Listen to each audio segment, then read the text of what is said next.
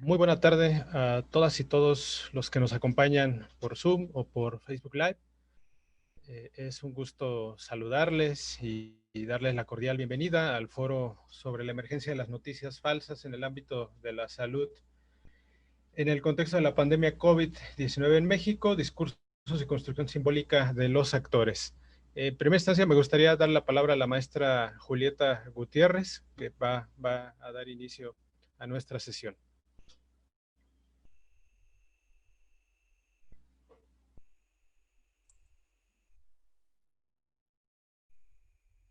Listo. Muchas gracias, doctor Espejel. Pues nuevamente les agradezco a todos y a nombre de la jefa de División de Ciencias Socioeconómicas de la Facultad de Estudios Superiores Zacatlán, la doctora Claudia Márquez Díaz, y de la coordinadora del programa político, la licenciada María Guadalupe Alonso Quintana, les doy la más cordial bienvenida a esta cuarta sesión de este foro. El foro que tiene por nombre La emergencia de las noticias falsas en el ámbito de la salud en el contexto de la pandemia COVID-19. En México. Discursos y construcción simbólica de los actores sociales. Yo dejo el uso de la voz al doctor Espejel, distinguido profesor de nuestra FES Zacatlán, quien va a moderar esta sesión, y obviamente habrán de escuchar a todos ustedes dos conferencias. Les damos también aprovecho para dar la más cordial bienvenida nuevamente y saludo al doctor Noé Hernández de la Universidad Autónoma de Zacatecas y la doctora Juquila Araceli González. Nuevamente es un gusto saludarla, de la Universidad del Istmo, nuevamente dándoles la bienvenida en esta sesión. Y pues bueno, ya he tenido oportunidad de escuchar estar con ustedes en una primera sesión en la que afortunadamente escuchamos toda la construcción de este proyecto de investigación, y ahora con mucho más agrado escucharemos también sobre estos resultados en la continuidad de este proyecto tan interesante. Así es que les doy la más cordial bienvenida a todos los alumnos y profesores que nos acompañan esta tarde. Y bien, pues sin más, yo nuevamente les he dado el micrófono al maestro Espejel para que pues modere esta sesión. Muchísimas gracias. Muchas gracias, maestra Julieta Gutiérrez. De igual forma, me sumo al agradecimiento, en primera instancia, a las autoridades de la División de Ciencias Socioeconómicas y muy en particular al programa político que han permitido la organización del foro. Y como ustedes han notado, ya lo decía la maestra Julieta Gutiérrez, en días anteriores hemos contado con la presencia de algunos colegas, tanto de la Universidad de Zacatecas como de la Universidad del Istmo, en Oaxaca. El día de hoy no será la excepción. También nos acompaña la doctora Juquila González, que en un momento presentará su conferencia. Pero también quería comentarles que han participado algunos estudiantes o egresados de la FES Zacatlán que de alguna manera han tenido la oportunidad de incursionar en el ámbito de la investigación y que al mismo tiempo han tenido ese ímpetu por participar en este proyecto CONACYT, que está a cargo del doctor Noé Hernández, quien también nos acompaña el día de hoy. Y el lunes, justamente, el doctor Hernández y la doctora Juquila hicieron el favor de presentarnos la construcción teórica metodológica de este proyecto CONACYT. El día de ayer, el doctor Moya nos hizo también el favor de presentar otro aspecto de este proyecto CONACYT, clarificando algunas cuestiones técnicas, pero sobre todo el uso, la implementación del software Atlas T, así como algunos resultados. Y bueno, el día de hoy vamos a contar con dos presentaciones. Una que nos va a hacer favor de presentar la doctora Juquila, ya platicaremos un poco sobre esto, y otra, en segundo lugar, nos presentará una ponencia, una egresada de la FES Zacatlán, Ivonne Salvador. Y en el caso de la primera, para no hacer más preámbulo y dar paso a este primer comentario, está dedicada de alguna manera a comprender esta construcción simbólica y la comunicación, pero sobre todo en el nivel comunitario. Y en ese sentido, es muy importante justamente resaltar esta última cuestión, porque en muchas ocasiones el nivel comunitario es uno de los niveles a los cuales nos acercamos menos en la disciplina, ¿no?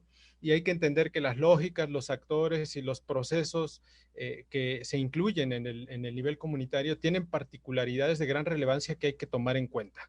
Entonces, en ese sentido, sin tanto preámbulo, me gustaría darle justamente la palabra a la doctora Juquila, no sin antes anunciarle que su conferencia lleva el título de la experiencia autónoma de atención a la epidemia por COVID-19, Comunicación Comunitaria y Construcción Simbólica, Caracol número 1, Chiapas.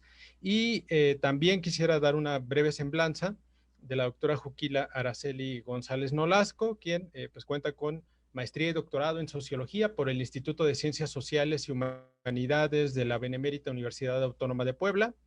Es licenciada en Filosofía por la Facultad de Filosofía y Letras también de la UAP y actualmente es profesora e investigadora en el Departamento de Administración Pública de la Universidad del Istmo, Campus Ixtepec, en Oaxaca. Además, cuenta con el reconocimiento a perfil deseable de PRODEP y ha sido responsable técnica del proyecto CONACYT y PRODEP en distintas modalidades y pertenece además al cuerpo académico de políticas públicas de la Universidad del Istmo.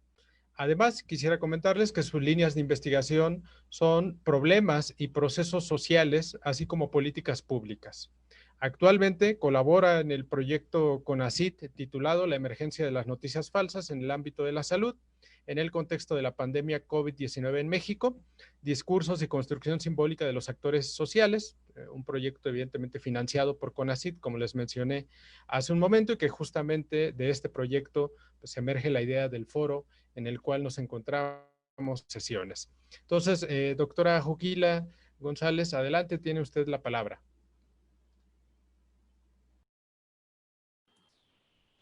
Buenas tardes. Sí se escucha, ¿verdad? Buenas tardes tengan todos ustedes. Me gustaría, le agradezco al doctor Espejel la presentación. No sé si podríamos iniciar con Ivonne, que nos va a dar perdón, doctor, no, quizá no lo Perfecto. mencioné antes, una disculpa. Sí, primero la presentación de Ivonne, la cual nos abre el panorama para después ir hacia la segunda conferencia, si no tiene inconveniente. Perfecto. Entonces, procedo a hacer una breve presentación de Ivonne Isabel Salvador Cristóbal, que es justamente egresada de la carrera en Ciencias Políticas y Administración Pública de nuestra Facultad de Estudios Superiores Zacatlán, que tuvo la oportunidad de participar en el proyecto que mencioné hace unos momentos y que además actualmente está estudiando la licenciatura en Educación e Innovación Pedagógica en la Universidad Pedagógica Nacional en el campus Ajusco. Entonces, adelante, Ivonne, tienes la palabra. Bueno, Ivonne nos va a presentar una ponencia titulada Adelanto, construcción simbólica de la pandemia por COVID-19, los marcos de interpretación de dos medios de comunicación, Sin embargo y Latinus. Tienes la palabra, estimada Ivonne. Muy buenas tardes a todos. ¿Ya puedo compartir pantalla? Adelante. ¿Sí?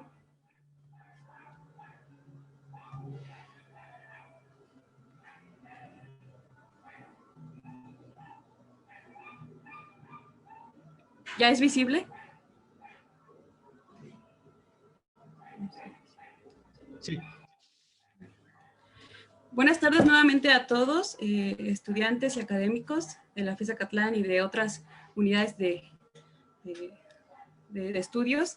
Me gustaría, primero que nada, hacer extensivo este agradecimiento, siguiendo con los agradecimientos a todos los actores que hicieron posible esta apertura para dar a conocer un poco de los avances que pudimos realizar en el marco de la investigación del proyecto CONACYT 31-2027.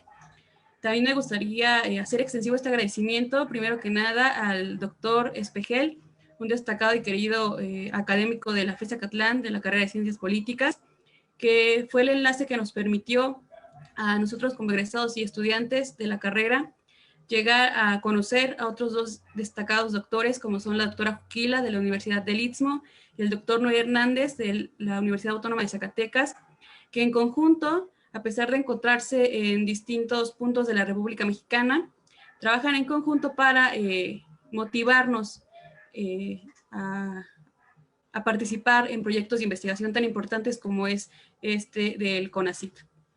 En esta oportunidad me toca hablarles un poco acerca de lo que yo pude analizar y encontrar al encontrarme con estos dos medios de comunicación como son Sin embargo y Latinus. Por tanto, los datos expuestos en esta breve presentación se dan en el marco del proyecto de investigación que ya ustedes conocen, que se llama La emergencia de las noticias falsas en el ámbito de la salud en el contexto de la pandemia COVID-19 en México, discursos y construcción simbólica de los actores sociales. Para adentrarnos un poco en esta presentación, me gustaría darles a conocer una breve reseña de lo que son estos dos medios de comunicación. Sin embargo, es un medio de comunicación que está fundado y tiene con mayores acciones los hermanos Valladares, los cuales vienen de una familia predominantemente de la industria minera, pero que también se dedican al ámbito de las telecomunicaciones y también tienen incursión en la política. Por otra parte, tenemos al medio de comunicación Latinus, que es un medio de comunicación que está a cargo de Miguel Alonso Olamendi, hijo de Miguel Alonso Raya, el cual fue coordinador de la bancada del PRD en el año 2015. Miguel Alonso Olamendi también es exsecretario del gobernador de Michoacán, Silvano Aureoles, y también fue su mano derecha. Algo que tienen en común estos dos medios de comunicación es que, pues, por supuesto, son medios nacionales que tienen publicaciones diarias con acceso gratuito en diversas plataformas digitales, como son las redes sociales, Twitter, Facebook, asimismo Instagram y sus plataformas digitales de cada una de ellas, pero que algo que los diferencia es que, sin embargo, tiende a escribir con mayor detalle los sucesos o acontecimientos que quiere dar a conocer, y no obstante, por otro lado, Latinus tiene una tendencia a enfatizar brevemente sobre los sucesos o acontecimientos que quiere dar también a conocer. Bueno, me gustaría a mí adentrarlos un poco de lo que fue mi análisis, lo que encontré mayormente en este periodo de investigación que nos llevó a investigar en los meses de enero a octubre de este año, en donde yo hice el registro de un poco más de 300 cédulas de registro hemerográficas, es decir, un poco más de 300 notas periodísticas de ambos medios de comunicación. Para ello lo dividí en 2 trimestres y un último cuatrimestre. En enero, febrero y marzo encontré, sin embargo, dado que Latinus inició operaciones en febrero, que las noticias ondaban principalmente en el desarrollo de la epidemia en China, y que para finales de mes se daba la noticia de la aparición de los primeros casos en América, como era el primero en Estados Unidos el 21 de enero, y ya para el 27 aproximadamente se daba el primer caso sospechoso en México, que posteriormente fue descartado en el estado de Tamaulipas. Para febrero ya en un mes se desarrollaba brevemente la epidemia, y esto nos lo marcaban, sin embargo, en donde la nota del 29 de febrero nos decía que se registraba un 4º caso en México y la primera muerte en Estados Unidos. También se daba a conocer asimismo en Latinos el 25 de febrero que el primer caso en Latinoamérica se daba en el país de Brasil. Pero también destacaban otros temas que nos dejaban vislumbrar las afectaciones derivadas por la pandemia de COVID-19, como eran las afectaciones económicas entre la relación de México-China, dadas las importaciones, y esto nos lo daba a conocer, sin embargo, el 7 de febrero. También nos mencionaba Latinus el 12 de febrero, que las afectaciones económicas se daban también mediante la disminución a un 19% de la demanda de crudo en este año, esto con datos de la OPEP. También destacaba un tema sumamente importante, como era la proyección que daba la UNESCO en el mes de febrero para abril, dado que la educación mundial en un 89.4% se iba a trasladar a las aulas virtuales, ¿no? Y para el 25 de febrero, Latinos, si no mal recuerdo, nos daba a conocer uno de los primeros avances o descubrimientos, digámoslo así, de investigaciones en el análisis de la vacuna desarrollado por el laboratorio Moderna, un laboratorio de biotecnología. Para marzo veíamos un destacado y repunte, incremento en las notas con relación a la pandemia de coronavirus. Asimismo, no solamente en las notas, sino también en los casos confirmados y las muertes, tal como lo estamos viendo en esta breve línea del tiempo con Latinus, que pasábamos del 1 de marzo 5 casos confirmados, al 29 de marzo ya teníamos 1000 casos, ¿no? Entonces, el desarrollo de la pandemia estaba siendo bastante importante. Pero otros temas a destacar eran que, a pesar de las diversas afectaciones que tenía las ramas de la economía a nivel global, dos persistían, las cuales eran las empresas farmacéuticas que investigaban posibles tratamientos y vacunas para contener la pandemia de coronavirus, pero también destacaban el incremento de las plataformas de streaming como Netflix, aunque también Amazon, Peloton, que era es una plataforma que da clases de bike o spinning, o Slack, por ejemplo, que permite facilitar las actividades de oficina en el hogar. Esta información nos la daba Latinos. Finalmente, para concluir este primer trimestre, encontraba yo que las notas ondaban principalmente en el desarrollo de la epidemia, las afectaciones diversas de la economía en diversos sectores, en diversas naciones. Asimismo, se da a conocer la cooperación entre países para atender o tratar de mitigar los efectos por coronavirus. Así se daba en las reuniones del G20, en las reuniones de América del Norte y entre la relación de México a Estados Unidos. Para el segundo trimestre de investigación y de este año, seguíamos con el auge de las noticias y de casos del COVID-19. Así nos lo marcaba Latinos, con la alza a 2.439 casos, asimismo 125 muertes. Para finales de abril, ya México entraba a la fase 3 del coronavirus, y esto nos marcaba Latinos. A lo largo de mayo y junio, esta tendencia en el aumento de contagios y de aumento de notas se mantenía sumamente constante. Cabe mencionar que en marzo, abril, mayo y junio fue el pico y repunte no solo de contagios de coronavirus, sino también de notas periodísticas de ambos medios de comunicación. Podíamos encontrar inclusive 8 o 9 notas al día. El tipo de discurso que prevaleció, que pude notar constante en el primer trimestre del año, fue de incertidumbre y miedo en las notas, se dejaba observar, y esta incertidumbre y este miedo siguió constante en este segundo trimestre del año, pero también se unieron la desesperación, la preocupación y el desánimo. Mediante ¿qué notas pude observar estos conceptos? Bueno, en el alza de precios de distintos productos de la canasta básica, el desabasto de material y equipo médico que se dejaba ver en protestas en Palacio Nacional y en las principales avenidas de la Ciudad de México, pero también en diversas ciudades de la República Mexicana. También se dejaba ver multas más restrictivas en cuanto a que no se llevaran a cabo las medidas otorgadas por el gobierno mexicano, como podíamos observarlo en Baja California, con multas que iban ya a la cárcel, ¿no? O también en Coahuila, las económicas, que iban a los 100,000 pesos. También estábamos encontrando notas que nos hablaban acerca de las confrontaciones y diferencias a nivel nacional e internacional.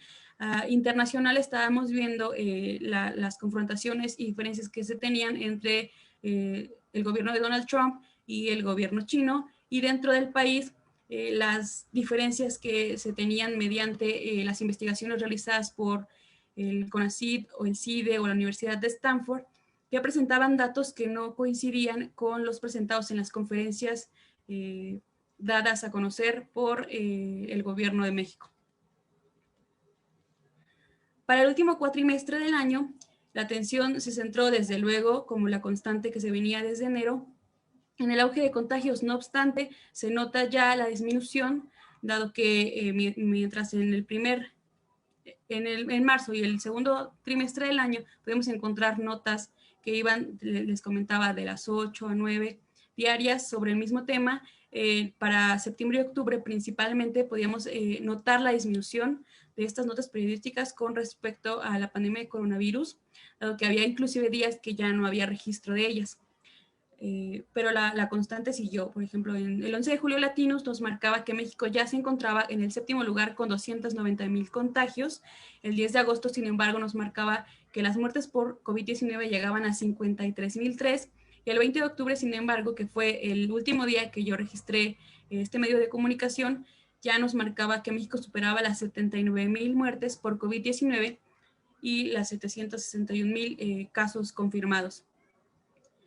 Otros temas destacables que se permitieron observar con mayor detalle, dado que las notas ya no versaban tanto sobre las muertes o contagios ya no tan importantes como lo vimos en marzo, abril o mayo o julio, era que los avances significativos en cuanto a vacunas y desarrollo de tratamientos para el COVID-19, varios entraban ya a la fase 3 y estaban por llegar, así nos lo marcaba el canciller mexicano Marcelo Ebrard. Y otro tema destacable era que el aumento de la desigualdad social, no solo en nuestro país, sino a nivel mundial, pero más puntualmente en nuestro país, un estudio del el Programa Universitario de Estudios para el Desarrollo de la UNAM nos marcaba que 6 millones de personas habían caído en pobreza extrema y los ricos habían vuelto más ricos en nuestro país, dada a la falta de oportunidades y a la falta de empleo a través y debido a la pandemia de coronavirus. El tipo de discurso que mayormente pude encontrar en este último cuatrimestre fue científico, pero también prevalecía el de incertidumbre y el de preocupación. Finalmente, para concluir en estas generalidades que pude encontrar observando y analizando estas notas periodísticas, fue que sin embargo, pues como lo destacaba al inicio, nos daba una visión más amplia de los hechos, así como de la actuación de los actores. Por otra parte, Latinos nos presentaba cifras más concisas, más precisas, y no andaba tanto en los relatos o historias que pudieran desarrollar los actores, ¿no? Sin embargo, por otra parte, se mantenía una posición mayormente objetiva, es decir, trataba de no dar observaciones meramente personales, y por otra parte teníamos el contraste de Latinos, en donde la posición subjetiva se notaba al dar críticas hacia López-Gatell o hacia Andrés Manuel López Obrador. Por ejemplo, ante el presidente era la crítica hacia la reanudación de las giras por el país, o que estaba reacio a llevar a cabo las medidas de protección, como era el uso de cubrebocas. Finalmente, pude observar que el análisis de estos dos medios de comunicación estuvo alrededor del desarrollo de la pandemia, pero principalmente de las grandes ciudades como eran la Ciudad de México, no sé, estados como Jalisco, Michoacán, ciudades como Milán, París. Es decir, no se concentraban tanto en las historias, digamos, el desarrollo de esta pandemia en las comunidades, como bien lo mencionaba el profesor Espejel, y que posteriormente la doctora Juquila nos va a dejar entender esta visión, ¿no? más concreta y más detallada, que lo que al menos estos dos medios de comunicación no nos permitieron ver. En general, esto fue lo que pude observar, y muchas gracias. Muchísimas gracias, estimada Ivonne Salvador. Es un gusto escuchar pues, parte de la experiencia que has podido adquirir a partir de tu incursión en el proyecto CONACYT. Confío en que muchos de quienes nos acompañan, para muchos de ellos, tus palabras y sobre todo el trabajo que nos muestras, marcando una serie de diferencias y similitudes que ahora retomo rápidamente, pues van a ser un aliciente justamente para que otros y otras compañeras incursionen en el ámbito de la investigación, que justamente es un campo laboral de nuestra propia disciplina, ¿no? Entonces, muchas gracias por tus palabras. Y en ese sentido, lo que nos comenta Ivonne Salvador es muy interesante. Yo pienso que va a dejar mucho para la discusión en términos de justamente las diferencias o similitudes que podamos encontrar en estos dos medios de comunicación que nos acaba de compartir. Digo, solo quiero mencionar un par de cuestiones. Por ejemplo, en el tema de latitudes, como ya decía Ivonne, justamente pues son medios nacionales, gratuitos, ¿no? Tienen temas recurrentes. Ya nos marcaba ella, por ejemplo, de enero a marzo, cómo las notas se enmarcaban justamente en el tema de la incertidumbre y el miedo, ¿no? Pero ya para el último periodo, el discurso nos dice, se vuelve un poco más científico, pero aún con incertidumbre y preocupación, ¿no? Similitud que me llama la atención es que ambos están enfocados en el tema de las ciudades, ¿no? Es decir, no se enfocan ni interesan tanto a comunitario, y esto nos permite dar pauta para la siguiente exposición, que es la conferencia de la doctora Juquila, pero no sin antes marcar lo que me parece que es una diferencia importante que ya está puntuando muy bien Ivonne, y que tiene que ver con que en el caso de Sin embargo, es un medio de comunicación con una visión, decías, un poco más amplia de los hechos, un poco más profunda en términos de los actores, y que además normalmente las notas tienden a estar cargadas de mayor objetividad, y en cambio Latinus es un medio de comunicación que, en contraste, a partir de sus notas, la forma de caracterizarlo como un medio centrado en las cifras, no tanto en las historias en profundidad, ¿no? Pero con un mayor uso de subjetividad o juicios de valor frente a los actores políticos, en este caso, quienes toman las decisiones. Entonces, por ese lado, muchísimas gracias, Ivonne. En un momento regresamos contigo para la ronda de preguntas y comentarios. Y mientras tanto, me gustaría pues dar la palabra a la doctora Juquila González. Ya me salto la presentación, la hice hace un rato. Simplemente pues plantearles que es la segunda al mando de este proyecto CONACYT, diría yo, quien ha participado en buena medida en la mayor cantidad de las decisiones teóricas metodológicas, pero sobre todo en el tema de las cédulas, que ya lo platicó en una sesión anterior de estas que hemos tenido en el foro. Ella es quien, digamos, coordinaba a los jóvenes de la FES Zacatlán y a un par de jóvenes también de Zacatecas, de Oaxaca, que hicieron este trabajo con las notas y con los medios de comunicación. Entonces, adelante, doctora Juquila, tiene usted la palabra y muchas gracias por acompañarnos. Muchas gracias, doctor Espejel. Me permito compartir pantalla. Pues, en primer lugar, muy agradecida con sus palabras, doctor. Realmente me emocionan y las guardo plenamente porque son muy significativas. Durante todo el proyecto de investigación hemos realizado un conjunto de actividades que nos han permitido tener vida comunitaria académica. Y eso en estos tiempos creo que lo valoramos todavía más, y que hemos sembrado una semilla para que no haya impedimentos geográficos para el desarrollo de la ciencia, especialmente en el campo de las ciencias sociales. Muchas gracias, doctor Espejel.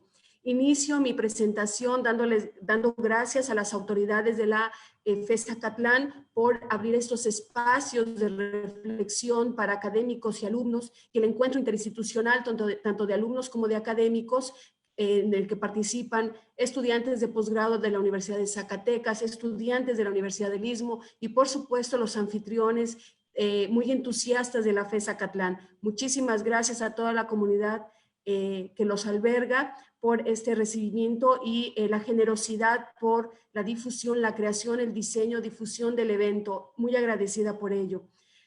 Agradezco públicamente la invitación del doctor Noé Hernández Cortés para poder estar en este proyecto. En realidad fue derivado de muchas conversaciones en el contexto de la epidemia, y agradezco infinitamente su invitación para colaborar en este proyecto, que hoy para mí es la última actividad que realizo de los eventos públicos que se realizan en este proyecto, pero que también se abre una nueva puerta para dar continuidad a la investigación a través del Laboratorio de Democracia y Opinión Pública, en el cual esperamos se sumen diferentes participantes y actores del campo de la ciencia política.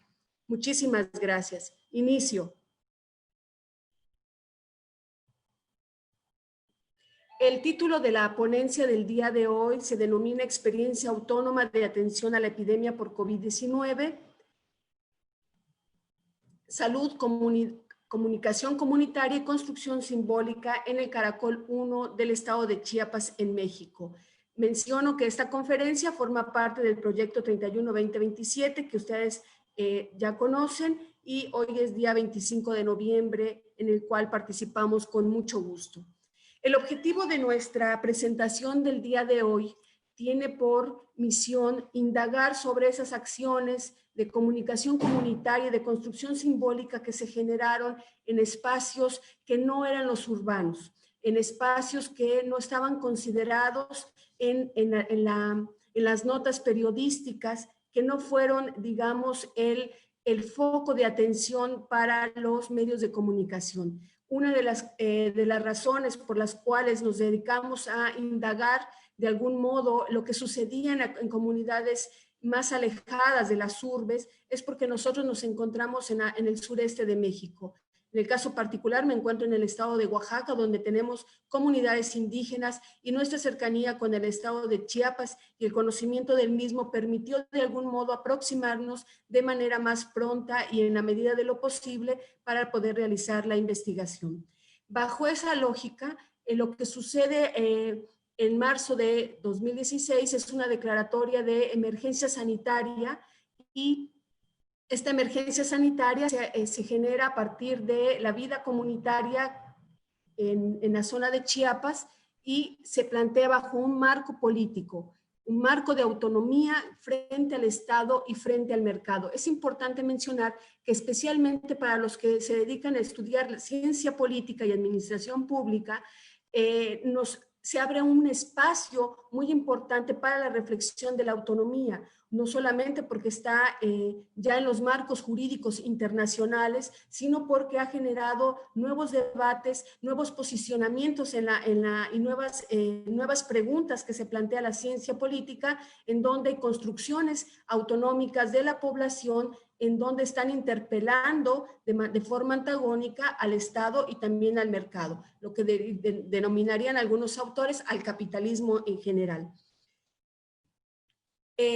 Nosotros en esta investigación nos apoyamos en el enfoque cualitativo de la misma manera que en el proyecto 31-2027, de tal manera que no fuera un tema de investigación paralelo al proyecto 31-2027, sino que en función del trabajo empírico que veníamos realizando, pues abriera las posibilidades de investigaciones mucho más específicas y puntuales que permitieran contribuir al análisis de la situación pandémica que se vivía en el país, y especialmente orientada hacia la construcción simbólica de la misma.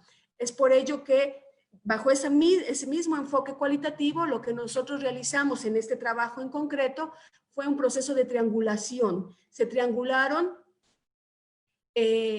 la observación directa con la investigación hemerográfica a partir de las cédulas de registro que también se utilizaron y que fueron creadas para el proyecto mencionado en su relación con la comunicación oficial del Ejército Zapatista de Liberación Nacional.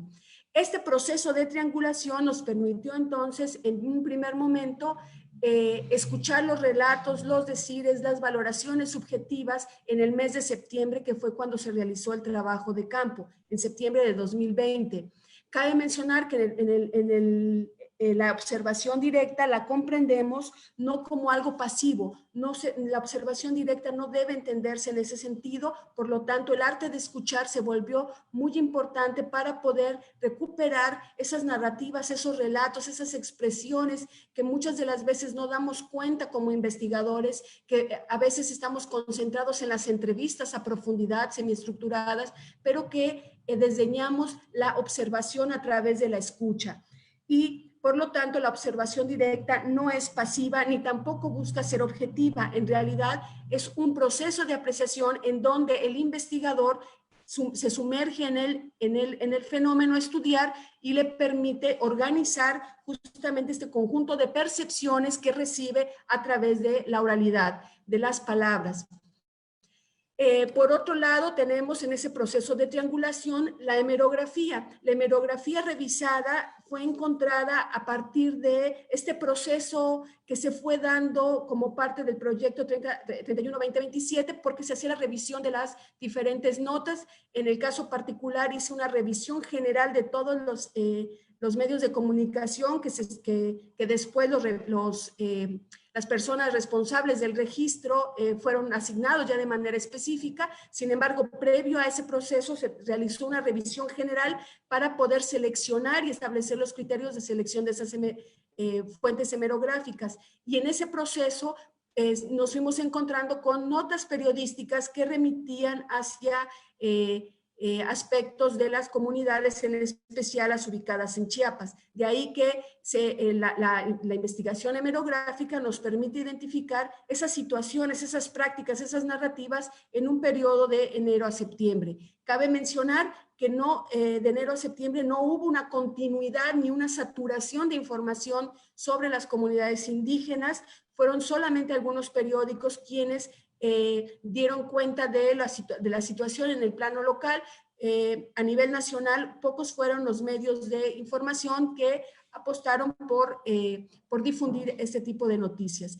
En contraste, tenemos la comunicación oficial emitida por el movimiento zapatista. Especialmente consideramos dos comunicados, uno donde se declara la alerta roja en el mes de marzo y el segundo del 5 de octubre en especial, cuando se emite un comunicado donde se da a conocer la situación de la pandemia en zona de influencia zapatista.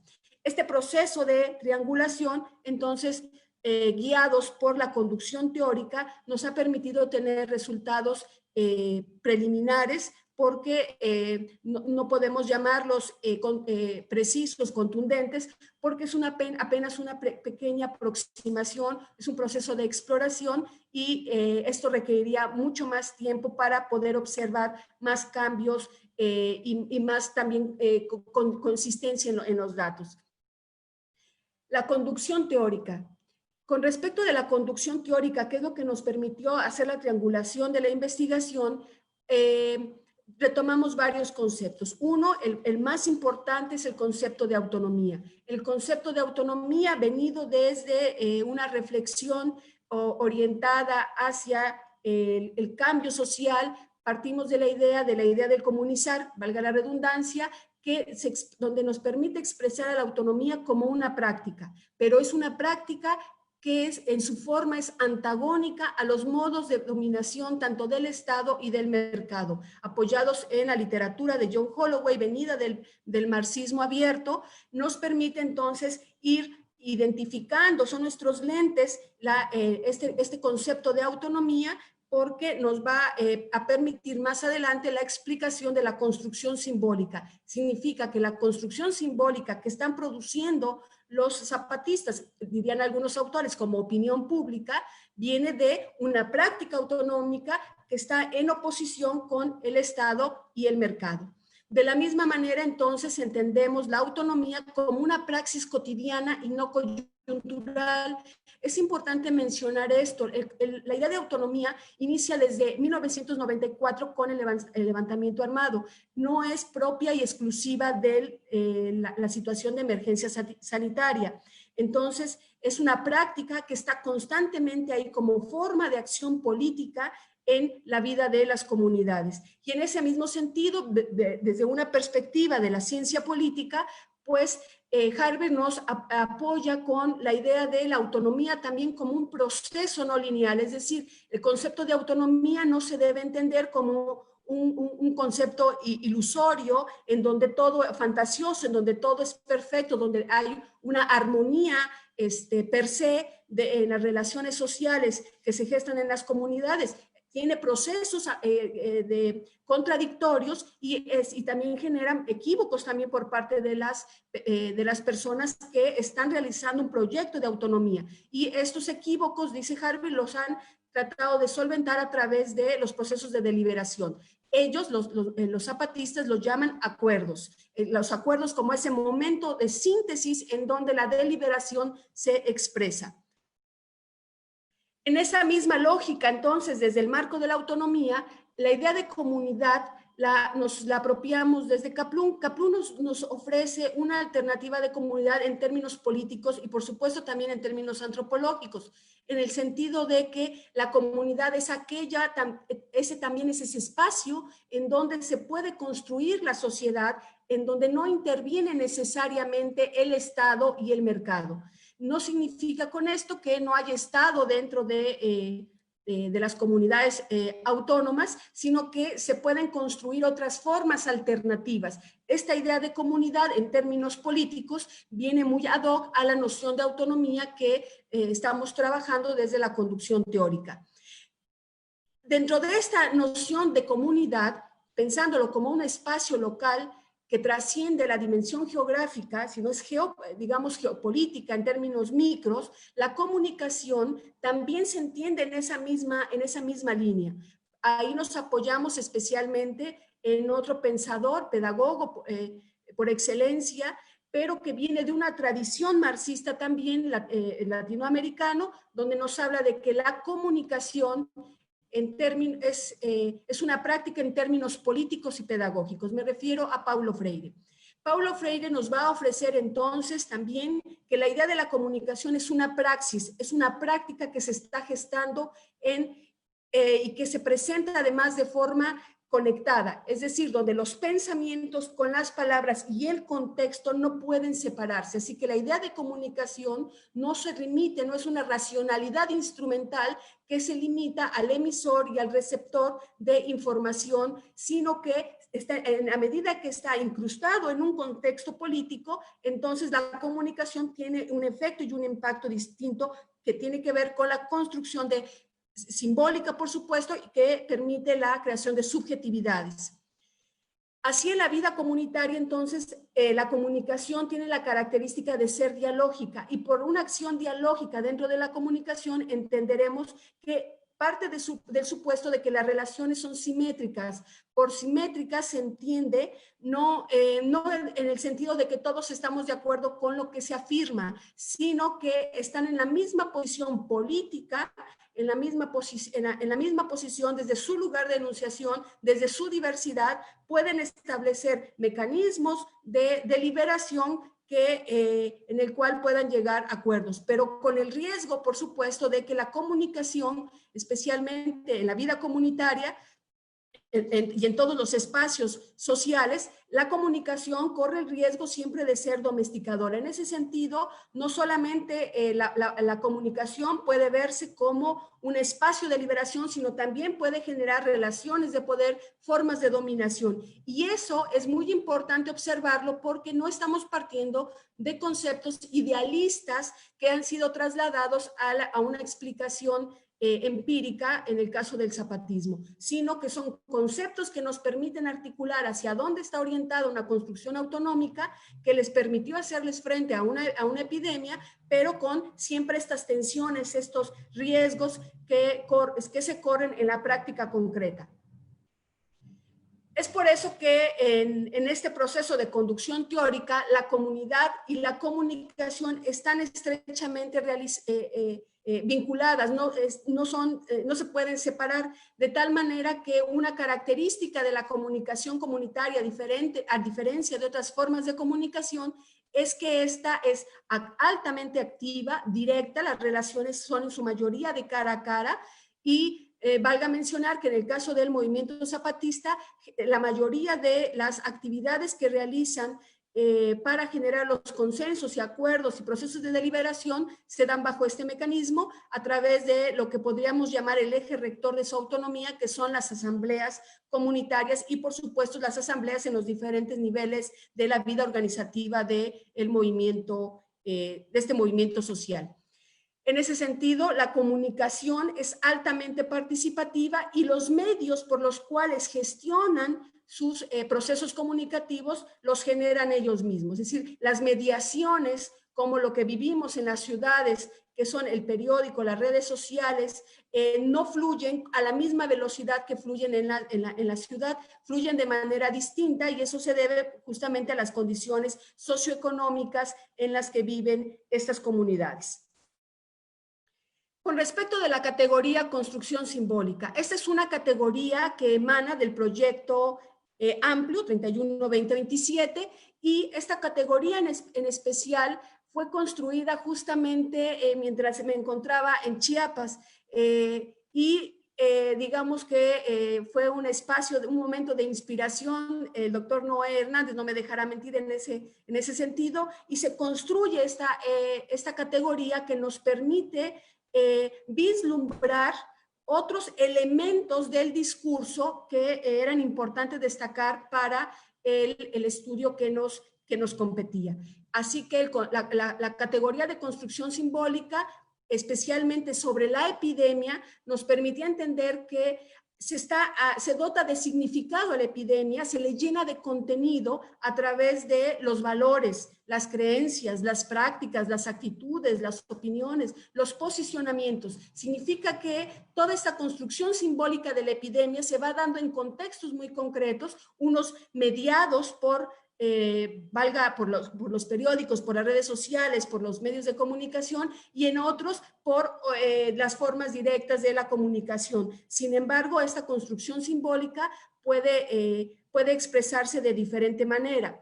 Por ejemplo, nosotros en el proyecto, tanto en el proyecto mayor como en este producto que se está puliendo, está afinando, se está, digamos que amasándose en términos del panadero, se está amasando todavía, podemos construir tres maneras de identificar cómo se está construyendo una perspectiva simbólica de la epidemia por COVID. En primera instancia está la percepción estatal de la epidemia. Aquí lo que tenemos es la posición de las instituciones estatales que van dotando de significado a la epidemia, como lo hicieron a través de las conferencias matutinas, de las conferencias vespertinas. En esas conferencias, comunicados, información vía medios de comunicación digital, sus propias plataformas, entrevistas y demás, las instituciones estatales dotaron de significado a esta epidemia, ¿verdad? Especialmente en ese conjunto de procedimientos políticos y administrativos y, por supuesto, científicos, que en algún momento eran imperativos para la población. Así que cuando nos decían la sana distancia, pues es una percepción de la epidemia y que se nos transmite como población, pero emana propiamente del Estado. Por otro lado, tenemos el caso de que también construyen simbólicamente a la epidemia los medios de comunicación. Por supuesto, es una percepción no estatal, y en este caso nosotros tomamos específicamente a los medios de comunicación. Ellos también participan de esta construcción simbólica de la epidemia y lo hacen propiamente a través del contenido de sus comunicados. Por eso era importante en esta presentación del día de hoy que Ivonne presentara de inicio. Con ella pudimos observar justamente cómo se está dotando de significados a la epidemia mediante estos periódicos, estas plataformas digitales que van saturando de información a la población y que permite ir construyendo marcos de interpretación de la epidemia, las cuales se vuelven colectivas, es decir, no quedan en lo individual, sino que se vuelven sociales. Sin embargo, está la tercera forma en la cual se da este proceso de construcción simbólica de la epidemia, y es la construcción subjetiva que está, digamos que a ras de suelo, es decir, la percepción de la población. Cómo la población percibe y también llena de significado a la epidemia y resignifica también todos esos modos que ha escuchado a través de lo que dicen los medios de comunicación o visto, según sea el caso, y lo que dice el Estado, y a partir de ello la población resignifica esa nueva nomenclatura que se le está dando a la epidemia y va a transformar esos modos de pensar, de decir sobre los límites que tiene y sobre la vida y, por supuesto, los límites de esta, ¿verdad? Entonces, la construcción simbólica de la epidemia se volvió muy importante como categoría para poder explicar nuestro tema del día de hoy. De manera visual, aquí está representada la geografía autónoma. Esta geografía autónoma comprende, perdón, me está apareciendo aquí algo, ya. Esta geografía autónoma, hasta antes del 2019 se tenían 5 caracoles. Los caracoles pues son espacios políticos, administrativos, donde están las autoridades autónomas. Son 5 caracoles. Nosotros vamos a platicarles sobre el caracol número 1, que está ubicado en la zona selva fronteriza. Lo que están los círculos en colores se refiere a los municipios autónomos. Si ustedes pueden ver, de trasfondo está la municipalidad oficial y por encima se encuentra la municipalidad autónoma. Se encuentran entonces los cinco caracoles. Cabe mencionar solamente como dato adicional que a partir del 2019 se crearon 11 nuevos caracoles y nada más que no están, bueno, no había necesidad de saturar un poco la imagen, sino solamente para que ustedes identificaran dónde está el caracol 1, está por la zona de adelante de Comitán. Ay, no camina. Ok. Decía que los caracoles son espacios políticos, administrativos, culturales y deportivos también, en donde están alojadas las instituciones autónomas, como son las juntas de buen gobierno. En el caso de el caracol de la zona selva fronteriza, tiene un nombre que se llama Madre de los Caracoles del Mar de Nuestros Sueños. Esto porque es en el Caracol 1 donde están los orígenes de la lucha armada del movimiento zapatista. Este caracol alberga 4 municipios autónomos y ahí se encuentra la autoridad autónoma llamada Junta de Buen Gobierno, que se llama Hacia la Esperanza. Vamos ahora sí con las prácticas de comunicación autónoma que permitieron dar atención a la epidemia y por supuesto también al tema de la salud. Como antecedente, el levantamiento armado en 1994 tuvo una serie de demandas. Entre esas demandas expresadas en la primera declaración de la Selva Lacandona está la de salud. Sin embargo, no se quedó en el plano de una demanda. Esa demanda implicó una práctica. Desde el contexto de la autonomía, como praxis cotidiana, se crea el Sistema Sanitario Autónomo Zapatista. Y este Sistema Sanitario Autónomo Zapatista es el que está operando para la atención de la epidemia por COVID en toda la zona de influencia zapatista.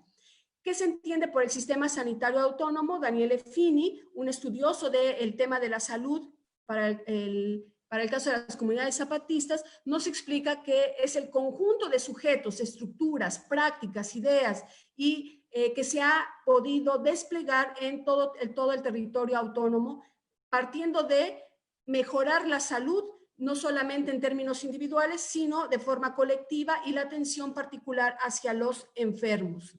Con respecto de la salud, desde una perspectiva autonómica, el movimiento zapatista concibe la salud como un asunto colectivo en diversos sentidos, tanto organizativos como en términos políticos. Como es un asunto colectivo, se crea un hospital en las zonas del Caracol 1, hay otros hospitales en otros caracoles, se crea un hospital autónomo que no solamente es un hospital, sino que además es una escuela donde se forman a los promotores de salud. Aquí ustedes pueden ver la entrada al hospital de una población que se llama San José del Río y en esta comunidad se encuentra este hospital escuela, se llama hospital escuela porque, insisto, ahí es donde se forman también los promotores de salud. Esta práctica que acabamos de ver de la creación de un sistema sanitario y en consecuencia de hospitales y clínicas es una forma de mostrarnos el rechazo, su oposición hacia las formas establecidas por el Estado con respecto de las formas asistencialistas, y eso los llevó a construir, a generar nuevas prácticas que respondieran a sus propias necesidades económicas y políticas y por supuesto sociales especialmente. ¿Cómo podemos observar este cambio en el lenguaje político traducido ya en atención a las necesidades sociales? Pues lo podemos observar en el cuadro 1 que aquí expongo y lo expresamos a través de la comunicación dialógica autónoma.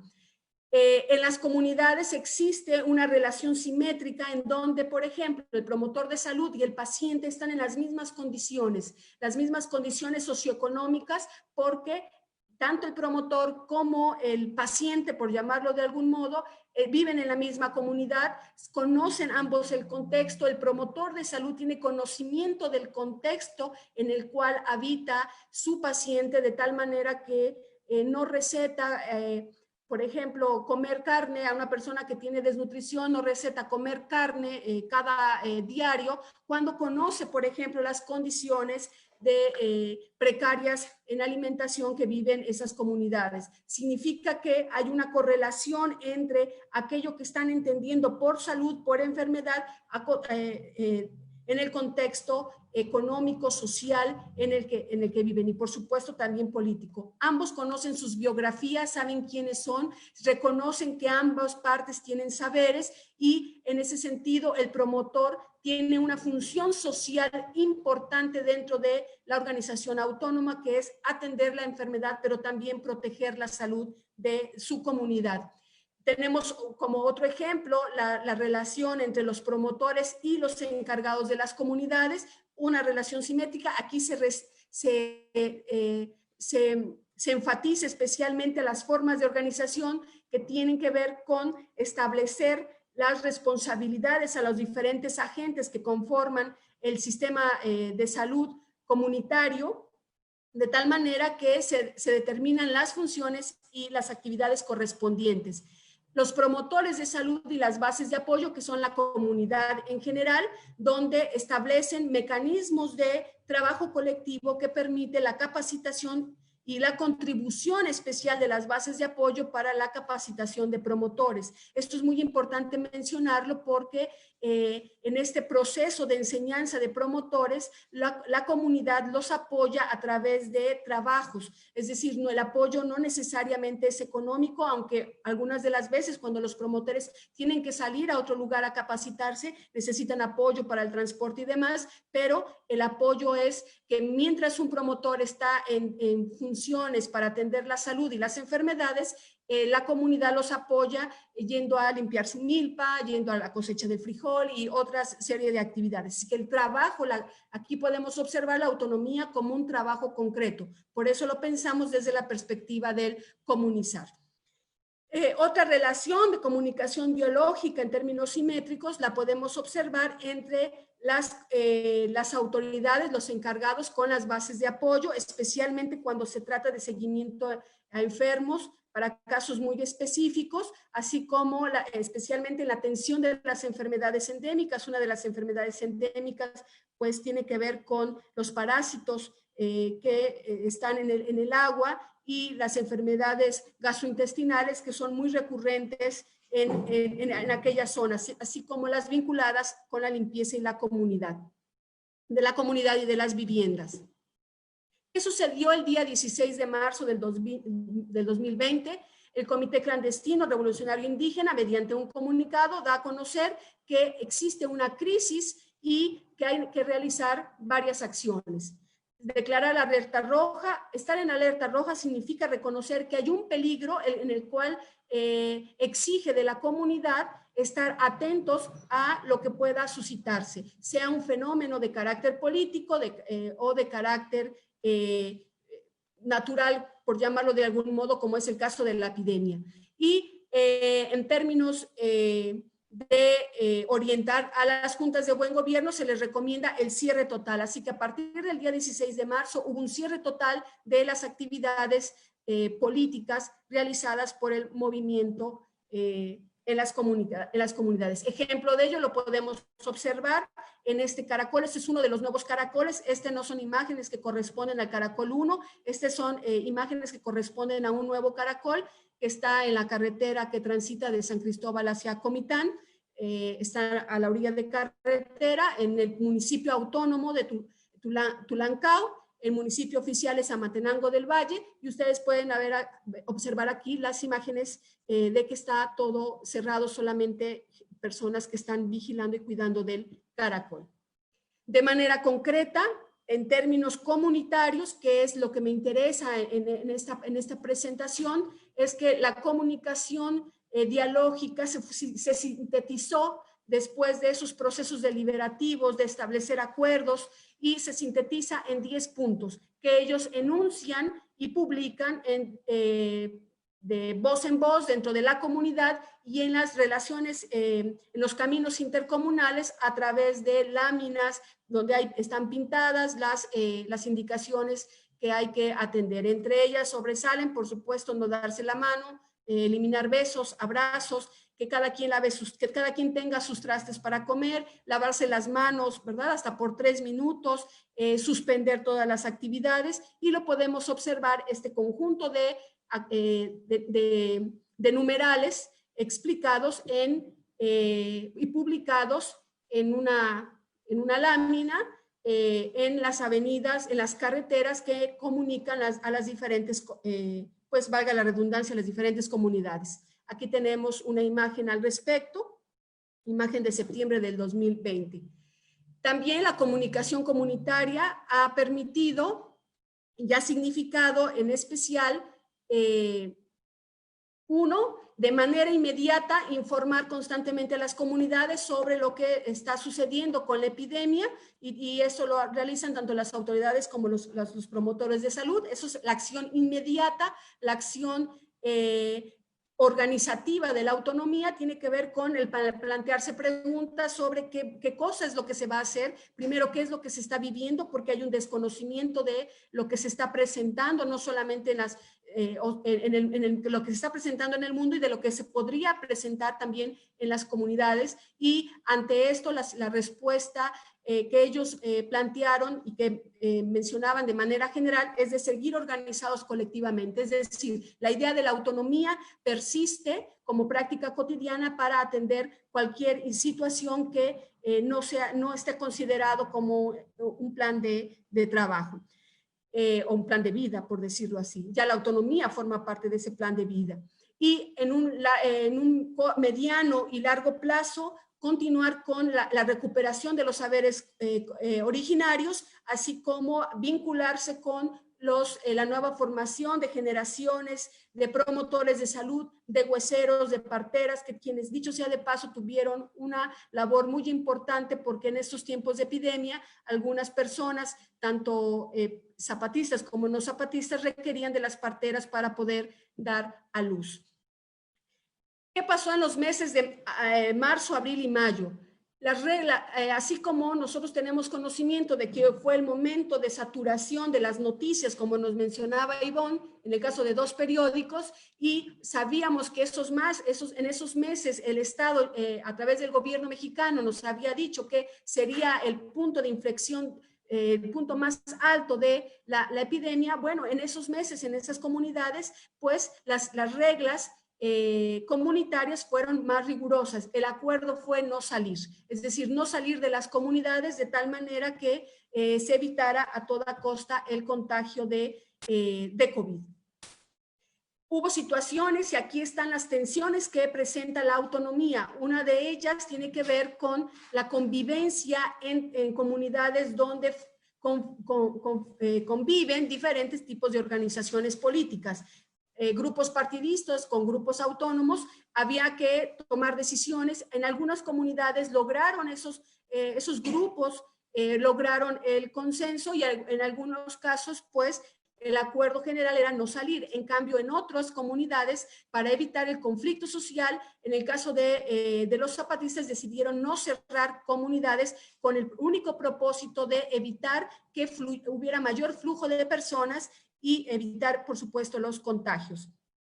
Así que la decisión inmediata fue seguir haciendo uso del paliacate, ese paliacate que es simbólico y emblemático del movimiento zapatista, porque fue la manera en la cual ellos se dieron a conocer, cubriéndose el rostro, es la manera en que nos damos a conocer, y ahí tenía una visión simbólica política importante. Ahora el paliacate también servía para la protección de su salud al interior de las comunidades. Como estrategia de comunicación en las carreteras principales, ustedes van a poder observar cómo en esta imagen está un letrero que donde se le comunica a las personas que no viven en estos territorios que no pueden detenerse, sino que sigan su camino de tal manera que se eviten los contagios, y esta fue un acuerdo intercomunal también. Bien, con respecto de las narrativas y la construcción simbólica. Esa construcción simbólica, decíamos al inicio, se forma a través de esas opiniones, las creencias, los valores, los discursos, los posicionamientos y las actitudes. Nosotros a través del el trabajo de investigación empírica, como lo mencionamos al inicio, detectamos estos 6 componentes de esta construcción simbólica que a continuación menciono. Con respecto de las opiniones, en el caso de las opiniones, pasaron del desconocimiento a la desinformación. Todas las comunidades, independientemente de su posición política, pues tenían un desconocimiento de lo que era COVID, coronavirus, eran palabras nuevas,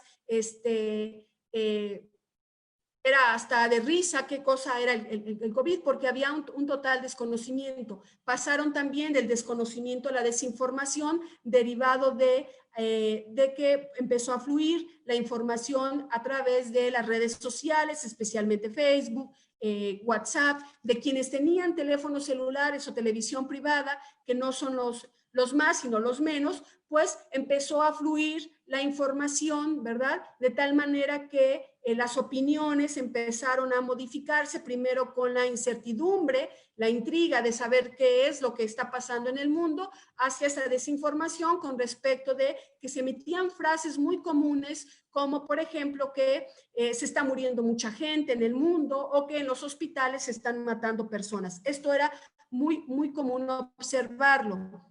En contraste, podemos observar que periódicos que dan cobertura local, como Diario de Chiapas y Animal Político, observemos los titulares. Por ejemplo, en el Diario de Chiapas encontramos que el titular es: dicen que el gobierno está matando gente, ¿no? Entonces, aquí hay un elemento de contraste y de análisis, porque por un lado vemos el flujo de información que está recorriendo, ¿no? Y entonces queda uno atrapado en este flujo de información y no sabemos si es el medio de comunicación quien está creando un marco de interpretación de la epidemia, o él lo tomó de la realidad observada a través de la investigación que realizan para emitir su nota. Entonces, este juego en el que nos vivimos enfrascados no solamente sucedió en el caso de las ciudades, sino también se presentó en las comunidades indígenas en Chiapas. En el caso de Animal Político, una nota que apela a que los pobladores pues se niegan a que se haga un proceso de fumigación, perdón, o sanitización, fumigación a los hospitales, ¿verdad? Por medio del contagio. En este caso, en el caso del Diario de Chiapas, sí es de la zona del Caracol 1, en el caso de la nota de Animal Político es de otra zona del estado de Chiapas. Esto lo presento como ese contraste de cómo se van formando las opiniones y que no son exclusivas de esa comunidad, sino que estamos en ese flujo de los marcos de interpretación que se dan sobre la epidemia. Con respecto de las creencias, la creencia más recurrente dentro de las comunidades era de la inexistencia, es decir, la epidemia no existe, el coronavirus no existe porque no lo miramos y porque nadie se está enfermando en la comunidad. Esta creencia en ciertos momentos generó tensiones en las comunidades, especialmente donde hay diversidad de expresión política, en donde generaba pues ciertas burlas, conflictos, tensiones entre aquellos que cubrían o atendían las medidas sanitarias y aquellos que pues seguían su vida normal sobre la base de esta creencia. Sin embargo, en la medida en que va transcurriendo la epidemia, también esta creencia se fue modificando. Menciono esto porque no debe entenderse la construcción simbólica de la epidemia como algo dado, sino es algo que se está construyendo, por eso se llama construcción, es un proceso, se está gestando ahí, está madurando y va modificándose y teniendo lecturas distintas. Con respecto a los valores, en el caso específico de los zapatistas, una valoración que hacen ellos es la aceptación del discurso científico. En la medida en que empezó a fluir la desinformación, en el caso de los zapatistas, aceptan el discurso científico que les permite la explicación de lo que es el COVID, que es el coronavirus, cómo se van a presentar los síntomas, y eso ellos lo recibieron por parte de médicos solidarios de la sociedad civil, tanto nacional como internacional. Esos conocimientos que pudieron transmitir la sociedad civil llegó a las comunidades y fueron transmitidas hacia los promotores y responsables para que lo difundieran en la comunidad. De tal manera que en el comunicado oficial, eso se vio en campo, y en la comunicación oficial, pues el 16 de marzo, los zapatistas consideran que le apuestan a la prevención y a la aplicación de las medidas sanitarias, ¿verdad? Puesto que fueron consultadas con lo que ellos llaman los científicos. Esto es muy importante mencionarlo porque hay un cambio en el significado de la epidemia. Una fuente periodística que alude a lo que están realizando en comunidades autónomas. Es una nota publicada el 4 de julio por pie de página, donde se habla de cómo el sistema sanitario autónomo está aplicando las estrategias de protección y de prevención. Hubo una rápida aceptación de la existencia del virus, ¿verdad? Y aunque esto generó tensión política, decíamos, y al mismo tiempo esta tensión política, especialmente en zonas donde convergen diferentes posturas políticas, pues no permitió que el sistema sanitario pues se pudiera implementar como estrategia completa en sentido más estricto, sino que en algunos casos era un poco más complicado. Esto de acuerdo con la nota que destaca a pie de página y que de algún modo contrasta con lo que nosotros observamos en el caracol número 1. Ustedes pueden observar cómo hay una lámina de alerta donde con antelación se dice mayo será el mes más grave. Es decir, ahí estamos observando el discurso científico que está permitiéndole no solamente a la comunidad autónoma, a los zapatistas, saber que existe el coronavirus, que vendrá una situación más grave, sino que se abre hacia el conocimiento de toda la población, de todos los transeúntes y de la gente que vive en las diferentes comunidades. Con respecto de los discursos, el discurso oficial que plantea el EZ se puede observar sobre la situación de la epidemia en las comunidades. También, en el caso de los zapatistas, dan sus datos con respecto de la mortalidad por COVID, afirmando que fueron 12 personas las que fallecieron en su territorio bajo su mando, por llamarlo de algún modo, en ese contexto autónomo, y enuncian su posicionamiento, y este discurso es de no responsabilizan a nadie más, sea en la oposición y en un tono irónico, ¿verdad?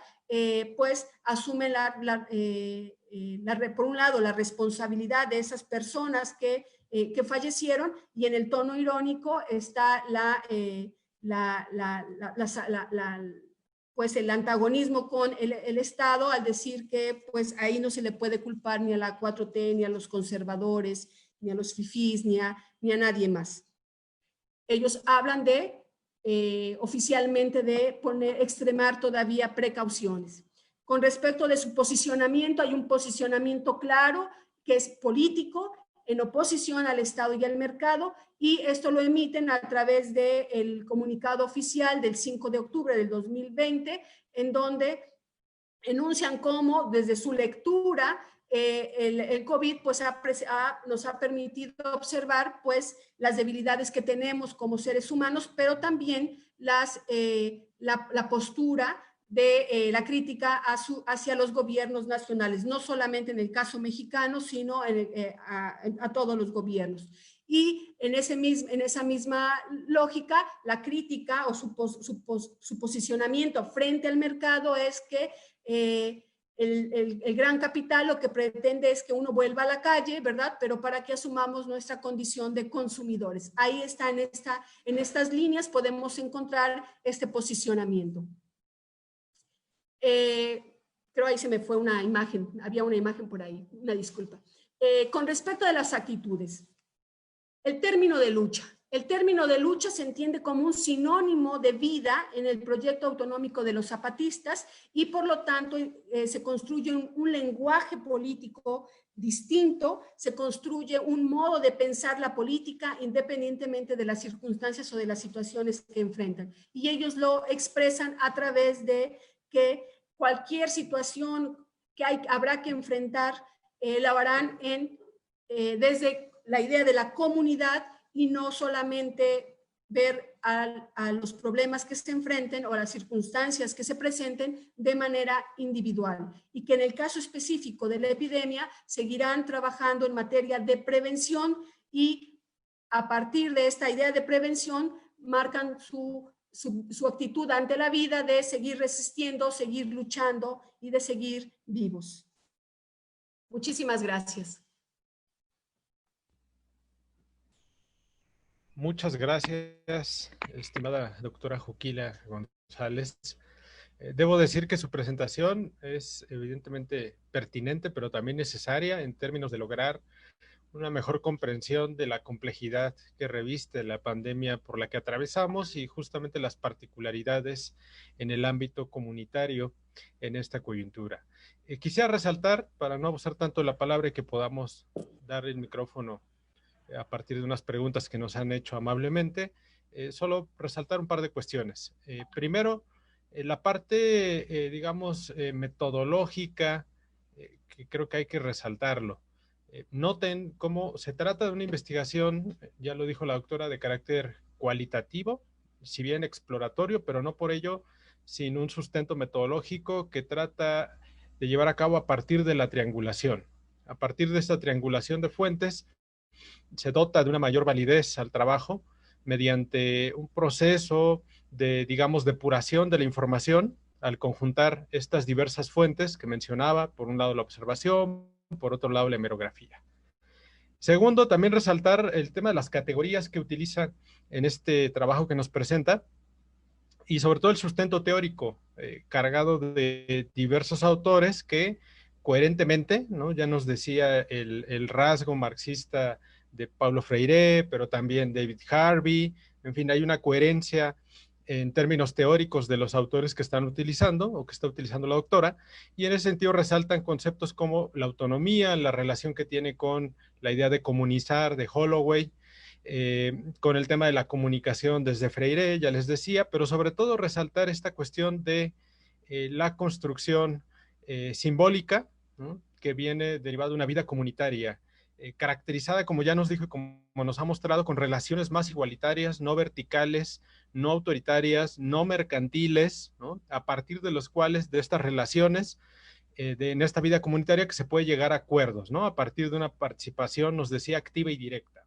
Entonces, en términos de la construcción simbólica, que es lo último que nos muestra, la evidencia empírica, lo que se ha encontrado en torno a esta construcción simbólica, pues llama mucho la atención el tema de las opiniones, valores, creencias, discursos que nos ha mostrado, pero sobre todo también la construcción que realiza en términos de tres tipos, de valga la redundancia, de construcciones simbólicas, ¿no? La característica de las instituciones del Estado, la que, digamos, caracteriza a los medios de comunicación, en tanto una percepción no estatal, donde justamente, como ya decía hace rato, entra lo que nos presentó amablemente hace un rato Ivonne Salvador, en términos de Latinus, sin embargo, pero que también se llegó a presentar en alguna otra mesa, ahora recuerdo, el caso de letras libres, de Nexos, ¿no? Y por último, la percepción de la población, ¿no? Y tercer aspecto que quiero resaltar, y casi con esto acabo, esta cuestión de las relaciones de comunicación dialógica autónoma, ¿no? El caso de las relaciones que hay entre los promotores de la salud y los pacientes, pero también la que nos muestra de los promotores con las bases de apoyo o de las mismas autoridades comunitarias con estas bases de apoyo que he mencionado. Y por último, esta cuestión de las comunicación implementadas en tanto acuerdos comunales y también el tema de, insisto, la evidencia empírica que nos muestra en torno a la construcción simbólica, que es con lo que concluye la doctora Juquila. Y por ello, digo, finalizo resaltando que justamente estos hallazgos que he mencionado muestran sobre todo una relación muy armónica en metodología y evidencia empírica que nos permite, vuelvo a mi primer comentario, tratar de aprehender con H intermedia la complejidad que supone en los ámbitos comunitarios, muy concretamente en el caracol número 1 de Chiapas. Dicho esto, me permito dar lectura a algunas de las preguntas que se han realizado amablemente por el chat. Hay 3 para Ivonne Salvador, 2 para la doctora Juquila hasta este momento, entonces le doy lectura y después vemos si hay tiempo para tener alguna nueva ronda de intervenciones. En el caso de Ivonne, la primera pregunta es, ¿qué consejos nos darías a tus compañeras y compañeros de la carrera de Ciencia Política y Administración Pública para poder realizar un trabajo de investigación con objetividad? Es decir, dejando a un lado ideologías o posturas. La segunda pregunta es, ¿qué consejos nos darías a los estudiantes de Ciencia Política de primer semestre para poder inmiscuirnos en proyectos de investigación tan importantes como estos? ¿Cómo fue tu formación? Y la tercera, ¿qué complicaciones teóricas o metodológicas supuso el trabajo que nos presentaste y cómo resolviste eso en la praxis? Y en el caso de la doctora Juquila, también me permito dar lectura a las dos preguntas. ¿Cuál fue la inspiración? Sería la primera, ¿cuál fue la inspiración o la causa para investigar qué dio la pandemia de coronavirus en el caracol número 1 de Chiapas, que amablemente nos expuso? La segunda pregunta es la siguiente. ¿Es posible tomar como ejemplos ciertos aspectos de la organización comunitaria que usted analizó para hacer frente al coronavirus? ¿Cuáles y por qué? Entonces, me permito pasarle la palabra en primera instancia a Ivonne Salvador en el orden que hicieron su participación. Adelante, Ivonne, por favor. Sí, muchas gracias. Gracias por sus preguntas, chicos. Los consejos en general para mis compañeros de primero y los semestres posteriores sería, pues, no quedarse con lo que se nos enseña en las aulas, ¿no? Siempre tratar de estar investigando, tomar los consejos de cada uno de sus profesores. Todos de verdad son muy enriquecedores. A veces pensamos que porque su clase es aburrida o de cierta forma no concuerda con la forma en que nosotros aprendemos, no tomamos en cuenta todos esos consejos, todas esas participaciones que ellos nos brindan. Acérquense a sus profesores, de verdad, no dejen pasar ninguna oportunidad, vayan a todas las, asistan a las conferencias. Por ejemplo, en mi caso, honestamente, mis profesores, especialmente el doctor Espejel, que estuve trabajando con él de octavo y noveno, me ayudó demasiado en mi formación académica, en la cuestión de analizar y querer saber un poco más, conocer más de un tema. Ese fue uno de los elementos más importantes que hasta el día de hoy me da la oportunidad de seguir aprendiendo y de seguir conociendo e investigando. En cuestión de los elementos teóricos metodológicos que quizá pude enfrentar como un obstáculo dentro del proyecto, pues realmente no fueron muy grandes, puesto que igual tuvimos a la doctora Juquila y al doctor Noé Hernández siempre con nosotros, apoyándonos, y bueno, pues la invitación es que se acerquen a sus profesores y que se sigan formando adecuadamente. Muchas gracias, estimada Ivonne. Adelante, doctora Juquila, le damos la palabra.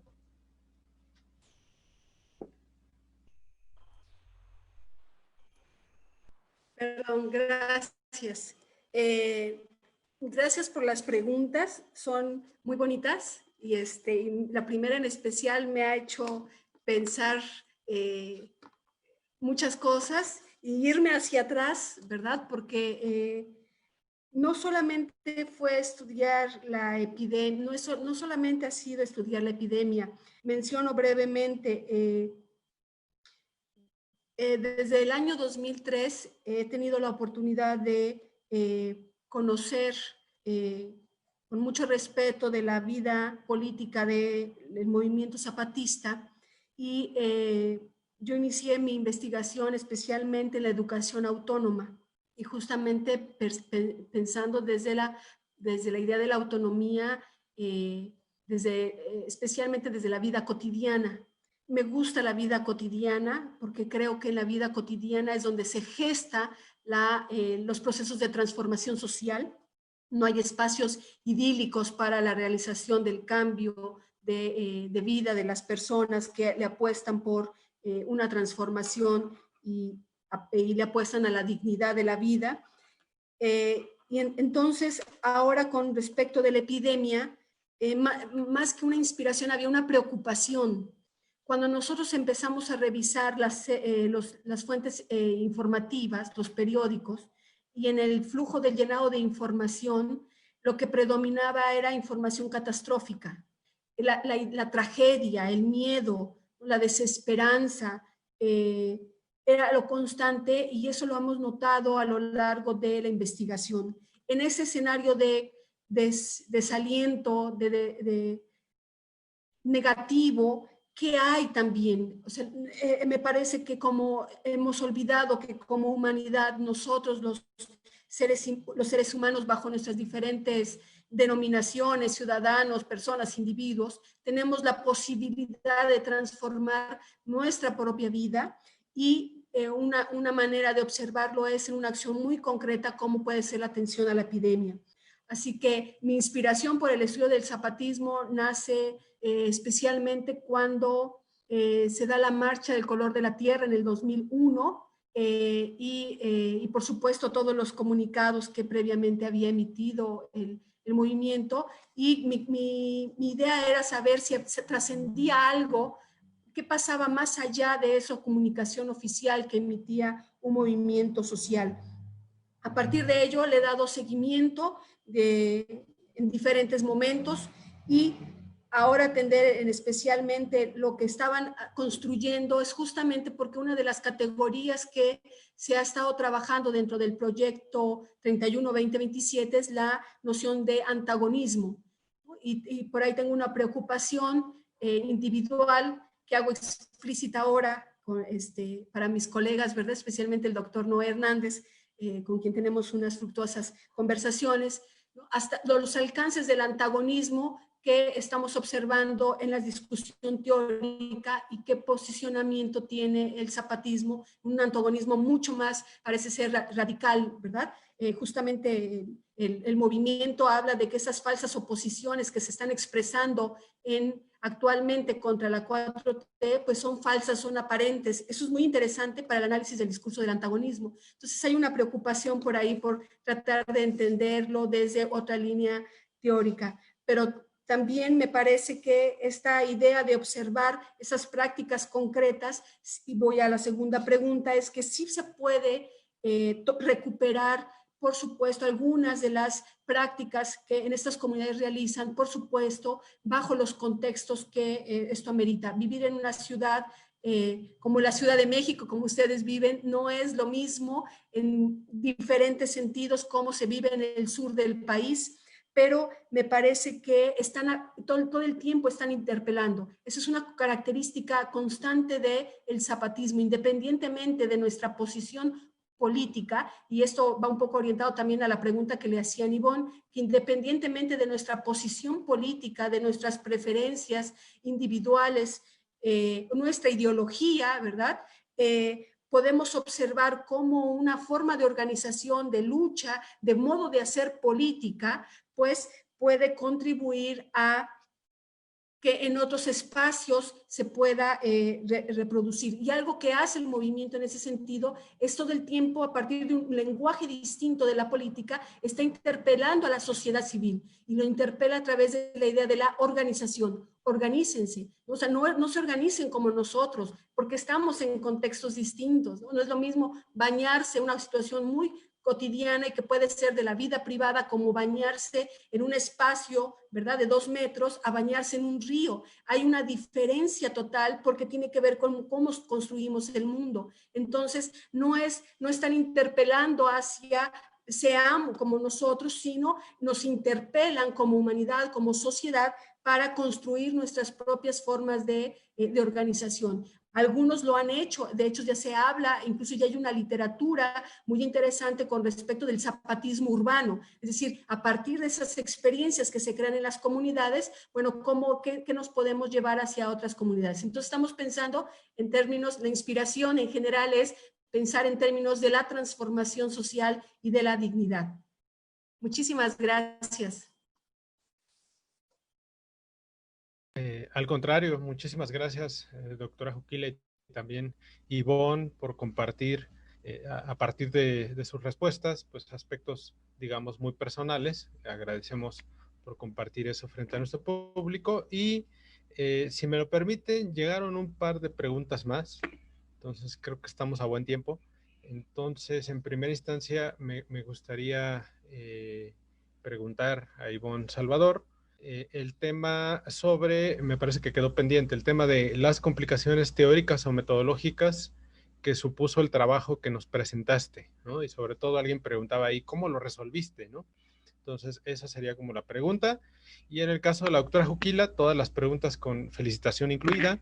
La primera, según el caso estudiado, ¿cómo se hace efectivo el sistema de pesos y contrapesos en el municipio en relación con la actual crisis sanitaria?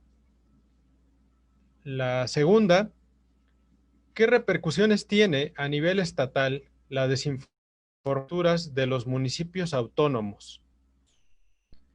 Y la tercera, ¿de qué forma se expresan las preferencias en estas comunidades autónomas y cómo se hacen efectivos los mecanismos verticales de participación de estas mismas a nivel estatal? Y la cuarta y última, ¿la población indígena sería capaz de establecer un marco normativo legítimo para resolver los problemas públicos que se presentan en las comunidades indígenas? Muchas gracias. Te damos la palabra, Ivonne, en primera instancia. Sí, nuevamente gracias por la pregunta. Hace un momento comentaba que no recordaba haber tenido dificultad en cuanto a la teoría o la metodología aplicada en esta investigación, pero ahora un poquito recapitulando, pues imagínense la complicación que era tratar de encontrar el tipo de discurso en más de 300 cédulas de registro merográficas que yo llevé a cabo. Eran momentos en donde, pues, ahora sí que la mente, ¿no?, se ponía en blanco y era, pues realizar un análisis de 2, 3 veces, leer la misma nota. A veces, pues, tenías que recapitular en algunas notas que habías llevado a cabo dentro de alguna materia, por ejemplo, y pues tomarte el tiempo de analizar 5 notas, posteriormente quizá más tarde nuevamente otras 5 notas, y también tener en cuenta pues la capacidad, ¿no?, que tenías para analizar en un solo día. A lo mejor si solamente en el día podías realizar a conciencia y en 8, pues al día siguiente realizar nuevamente la misma actividad. Ese fue uno de los retos y pues de cómo pues afronté, ¿no?, esta problemática. Muchísimas gracias, estimada Ivonne. Le damos la palabra, doctora Juquila. Muchísimas gracias, doctor Espejel. Muchas gracias por las preguntas, están fuertes, están intensas, ¿verdad? Creo que ya es el horario, siempre este horario dice la filosofía oriental que de 5 a 7 es la hora de la reflexión, ¿verdad? Entonces, que es donde se nutre el espíritu. Así que estamos intensos. En primer lugar, gracias por las preguntas. Espero haber recuperado todas. Primero, quisiera... construyo la idea. Otra manera de observar, de tomar ejemplos de las prácticas autónomas es la apelación a lo colectivo por encima de lo individual. Me parece que para aquellos que estudiamos las ciencias sociales, ciencia política, que es nuestro auditorio, está mayoritariamente concentrado en ciencia política y administración pública, es pensar la sociedad, la vida social, la vida comunitaria, las instituciones también en términos colectivos. Es decir, esto, anteponer lo colectivo sobre lo individual, es una forma de transformar de manera concreta, ¿verdad? Entonces, todo el tiempo la idea de la autonomía, por eso es colectiva. La idea de la salud es colectiva también. Y lo menciona en el caso de la ciencia política, justamente porque pareciera de repente hay un discurso, ¿verdad?, de que en la ciencia política pensamos la política como la toma del poder, ¿no?, la ascensión al poder, ¿no? Y conocemos muchas formas. El sistema de partidos podría ser un ejemplo en donde hay este proceso individual de la ascensión al poder, versus esta noción de política expresada a través de la democracia representativa, como una expresión de la racionalidad instrumental en la que opera las democracias hoy en día. Pues tenemos una forma que interpela a la democracia y que me parece es necesaria su exploración dentro de campos de estudio como la ciencia política, ¿no? Y que hay autores ya de la ciencia política que están retomando esos temas. Y con respecto de la pregunta del sistema de pesos y contrapesos, esto es muy interesante porque el sistema de pesos y contrapesos supone relaciones de poder, ¿cierto? Y en el caso de las comunidades es muy interesante porque hay municipios, efectivamente. Estos municipios son autónomos, por eso en el mapa ponía la geografía, ¿no? La geografía autónoma versus la geografía oficial, porque en la geografía autónoma la conformación de un municipio es un nivel distinto de autonomía con respecto del nivel, el nivel comunitario. Yo expuse especialmente el nivel comunitario porque el nivel autónomo requería mucho más tiempo de trabajo de campo y no me era posible. Las condiciones por la epidemia no lo permitían. Pero en el caso de los municipios autónomos, estos se construyen con base en las asambleas. Decía al inicio, la razón de ser, lo que mueve el núcleo, ¿no? La célula que ha producido el movimiento a través de sus prácticas autonómicas, las encontramos en las asambleas comunitarias. Son las asambleas las que nutren la democracia participativa y entonces no existe propiamente un sistema de pesos y contrapesos al interior, ¿me explico? O sea, no hay un posicionamiento de un municipio con respecto de otro, no, porque las autoridades tienen un sistema rotatorio. Las autoridades de los municipios autónomos son elegidas de manera directa por las asambleas. Cada comunidad emite propone a la persona que podría ser autoridad a nivel municipal autónomo. Se establece un consenso de quiénes podrían ser y van a estar relevándose constantemente. Así que no se establecen, digamos, temporalidades tan amplias para la realización de sus responsabilidades. Entonces, ahí lo que tenemos justamente es que hay más una apreciación de las prácticas directas de la democracia que un sistema de contrapesos. Ahora bien, con respecto de... por ahí se me fue una pregunta, pero me voy a ir a la otra con ánimo de avanzar. Es cómo la población indígena legitima, por ahí era la población, cómo la población indígena legitimaba a las autoridades autónomas. Esto es muy interesante porque en el caso específico de las juntas de buen gobierno, tienen una responsabilidad de atender a todas las comunidades. Por supuesto, están concentradas en cada caracol y no solamente atienden a los zapatistas propiamente, sino también deliberan asuntos públicos. Esto es muy interesante porque son una institución que delibera asuntos públicos con el resto de las comunidades independientemente de su grupo político, como por ejemplo en una comunidad en el contexto de epidemia, dicho sea de paso, tuvieron reuniones diferentes grupos políticos porque existía el proyecto de la creación de una carretera que atravesaba una comunidad y otras. En ese sentido se crearon reuniones de trabajo que implicaron lo que se llama en deliberación pública la persuasión. Ellos llaman el diálogo, la apelación a la palabra, lo que ellos llaman el caminar preguntando y mandar obedeciendo. Y hubo momentos de tensión por donde pasaba una carretera. Y no es por el camino como tal, sino porque esto implicaba el daño a un recurso natural fundamental que le daba la vida a una comunidad, que era el río, el yacimiento de un río. Entonces, lo que estamos observando aquí es que las juntas de buen gobierno están en un nivel distinto de autonomía, ¿verdad? Pero sobre la base de la autonomía comunitaria y que para el caso de la epidemia ellos se encargan de otras funciones ya más a nivel municipal y de caracol propiamente hablando, pero que no podemos hablar propiamente de un sistema de pesos y contrapesos. Un poco pensando desde la lógica de la ciencia política, de lo que se entiende por pesos y contrapesos. No sé, por ahí se me fue una pregunta, la verdad no alcancé a una de qué repercusiones, por ahí no sé si me pudieran apoyar sí, sí, claro que sí. ¿Qué repercusiones tiene a nivel estatal la desinformación y posturas de los municipios autónomos? Interesante pregunta, ¿no? Es decir, Estado en antagonismo con este movimiento.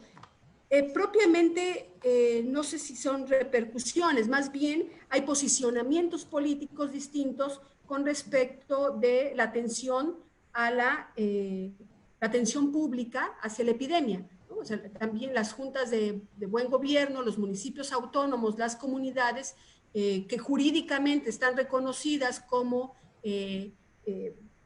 parte de los derechos de los pueblos, ¿verdad? En las cuales pueden ejercer y hacer gobierno. Entonces, unas serían también gobierno, pero me parece que el tema de si repercute al Estado, no sé en qué sentido podría repercutir, si en términos políticos, por supuesto que eso podría tener una repercusión que no se puede vislumbrar, me parece que por ahora habría que reflexionarlo con más precisión, pero que sí, la desinformación no es exenta de lo que está pasando en las comunidades, es decir, también la desinformación llegó y que en la medida en que no se ejercían mecanismos para contener esa desinformación, pues también tenía, ahí sí, repercusiones negativas en la población. Cabe mencionar que en el caso del estado de Chiapas, pues tiene una dispersión poblacional y que eso en algún momento, pues,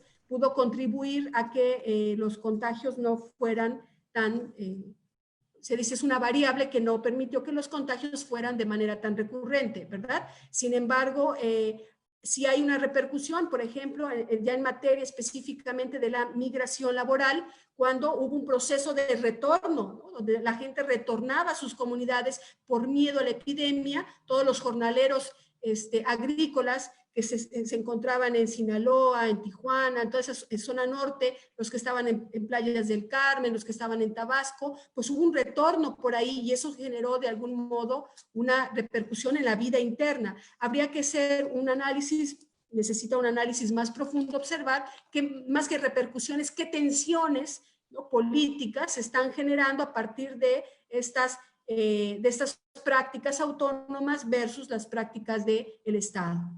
Que dicho sea de paso, se inauguró, López-Gatell inaugura en Berriozábal los proyectos de atención comunitaria del primer nivel en el estado de Chiapas, ¿no? Entonces, esto es muy interesante porque también el Estado está observando a través del gobierno que la comunidad es importantísima para atender la epidemia de COVID. Muchísimas gracias.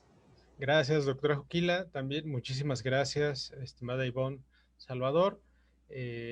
Confío en que parte de estas respuestas, como decía al inicio de la mesa, pues sean un gran aliciente para que muchos de nuestros estudiantes se interesen por el ámbito de la investigación. Seguramente así será. Y solo quisiera resaltar un par de cuestiones. Primero, pues que en la mesa que se presentó el día de hoy forma parte, les recuerdo, de un proyecto CONACYT, intitulado La emergencia de las noticias falsas en el ámbito de la salud en el contexto de la pandemia COVID-19 en México, discursos y construcción simbólica de los actores sociales.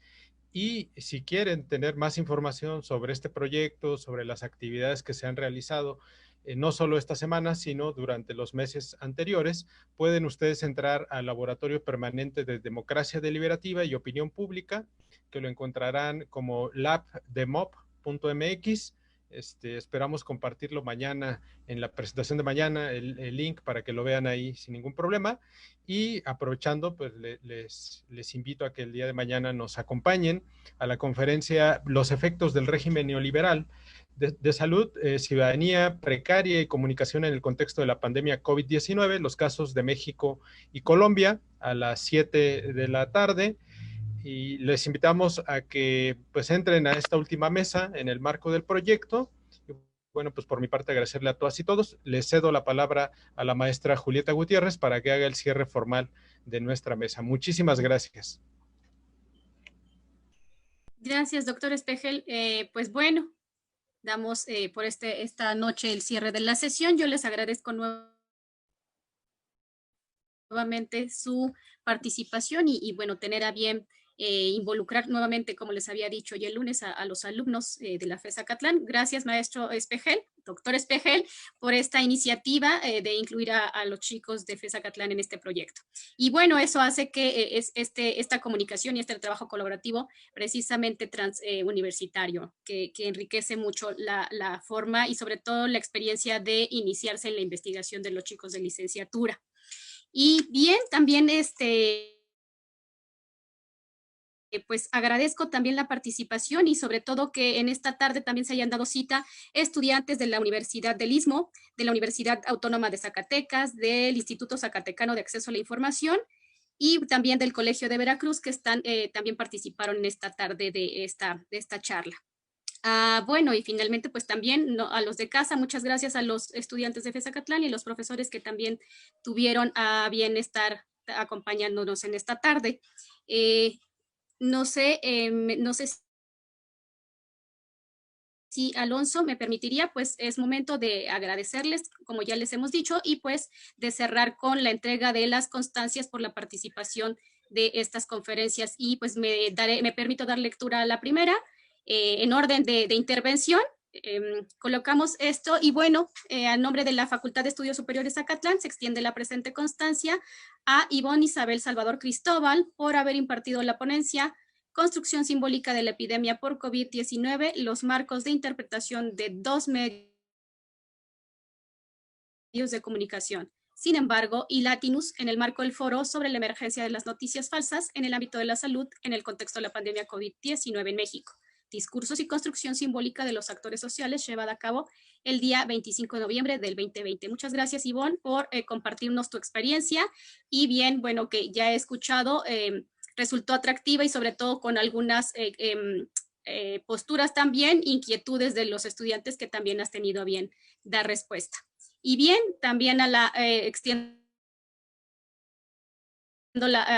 la presente constancia a la doctora Juquila Araceli González Nolasco por haber impartido la conferencia La experiencia autónoma de atención a la epidemia por COVID-19, salud, comunicación comunitaria y construcción simbólica, Caracol 1 Chiapas, México, en el marco de este foro sobre la emergencia de las noticias falsas en el ámbito de la salud en el contexto de la pandemia COVID-19 en México.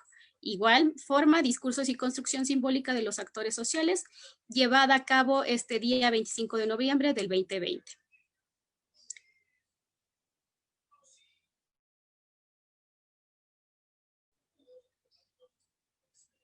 También, no sé si esté lista ya la constancia. Gracias. También, lo mismo, leo la constancia que se expide para el doctor Alberto Espejel Espinosa, que ha tenido la participación en esta mesa como moderador. Y bueno, el moderador de la conferencia, la experiencia autónoma de atención a la epidemia por COVID-19, salud, comunicación comunitaria y construcción simbólica, Caracol 1 Chiapas, México, en el marco de este foro de la emergencia de las noticias falsas en el ámbito de la salud en el contexto de la pandemia COVID-19 en México, discursos y construcción simbólica de los actores sociales, llevada a cabo el 25 de noviembre del 2020. Esta constancia, doctor, pues agradeciéndole no solo la moderación, sino también esta intervención que tuvo con esto que ya había mencionado antes, compartir con los chicos, llevarlos y tener esa interacción, invitándolos a participar y bueno, que fruto de este trabajo ahora pueden presentar pues los conocimientos adquiridos, la experiencia y todo esto que ha enriquecido también su formación dentro de esta licenciatura. Y esto, a su vez, forma parte de compartir experiencias y transmitirle a los demás chicos que están en los primeros o en el medio de su etapa de formación de la licenciatura, un incentivo, sumarse a proyectos de investigación que abonan demasiado a la formación extracurricular y curricular de la licenciatura y sobre todo una gran experiencia en este proceso que yo tengo conocimiento igual que en las mismas clases el doctor Espejel y otros tantos profesores hacen como una práctica recurrente que es insisto, es analizar el contexto en el que estamos viviendo, porque los cientistas sociales deben estar informados, sobre todo para la construcción de ese conocimiento y sobre todo para análisis de nuestro entorno y de nuestra modernidad. Así es que, pues, muchísimas gracias a todos por participar en esta tarde. Los esperamos. También quisiera recordarles que el día de mañana se da una nueva conferencia del Seminario Permanente de Ciencias Políticas. Los esperamos también a la 1 de la tarde para la conferencia. Si Alonso, ¿me podrías recordar un poquitito? La conferencia que tiene por nombre el estado actual de los gobiernos de conflicto, el estado actual de los estudios de conflicto, guerra y paz en la ciencia política. Y bueno, nuestro ponente será el maestro Raúl Cepeda Gil, que también tenemos el gusto, que también es otro egresado distinguido de la FES Acatlán y que estará dando lectura a sus apreciaciones el día de mañana. Así es que los esperamos y pues muchísimas gracias por estar con nosotros en esta noche. Y nuevamente, insisto, al doctor Noé y a la doctora Juquila por estar y compartir con nosotros estos resultados de su proyecto. Cedo la voz a Alonso y a los chicos para que podamos despedir esta sesión.